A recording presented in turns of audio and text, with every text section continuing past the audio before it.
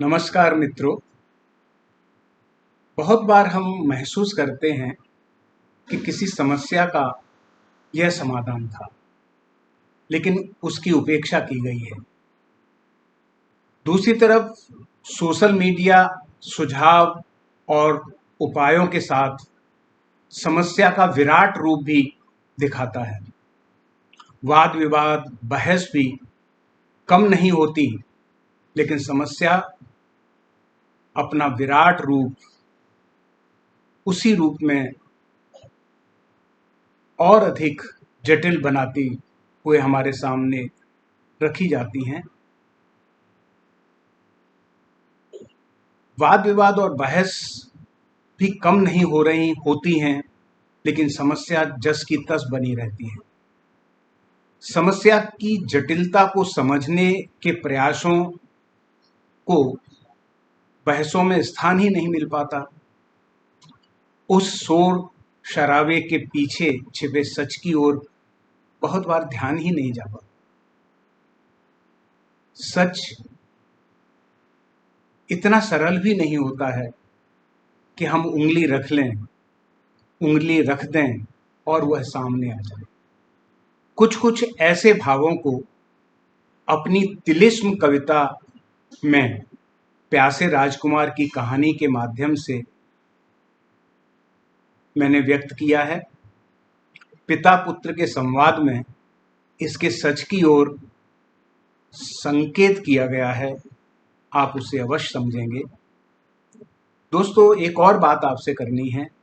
आगामी सप्ताहों में संस्कृति संवाद में कुछ अलग अलग विषयों पर साहित्यिक सांस्कृतिक प्रतिक्रियाएं लेकर मैं आऊँगा।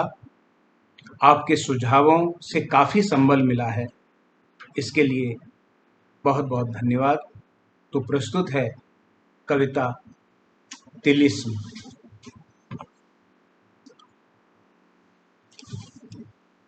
अच्छा बेटे सुनो कहानी। अच्छा बेटे सुनो कहानी।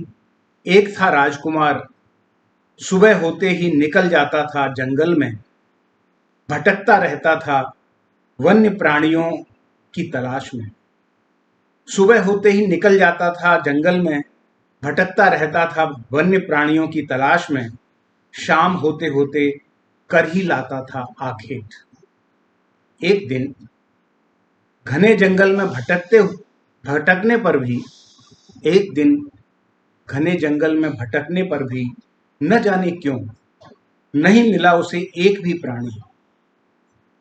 क्षुब्ध होकर थक कर बैठ गया पेड़ के नीचे।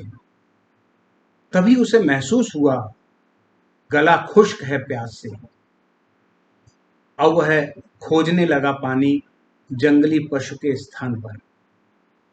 शाम होते होते जब प्यास से निढाल हो गया था, सामने दिखाई दिया सरोवर।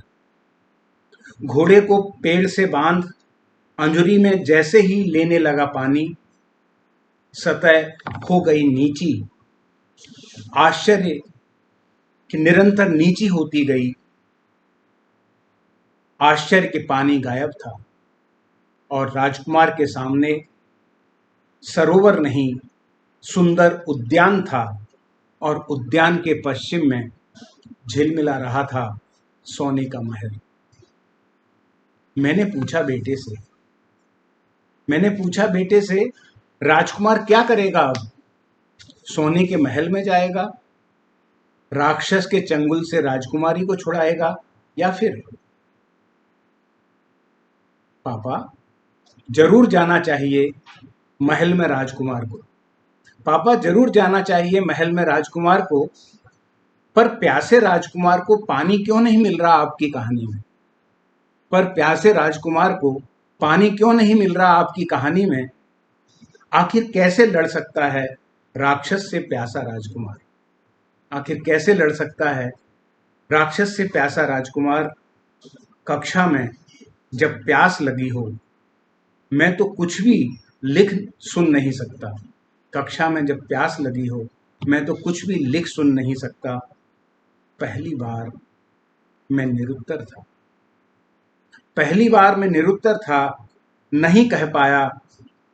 बेटे, ये तिलिस्म है, और तिलिस्म में उद्यान होता है, सोने का महल होता है, राक्षस होता है, राजकुमारी होती है, नहीं होता तो सिर्फ पानी, नहीं होता तो सिर्फ पानी।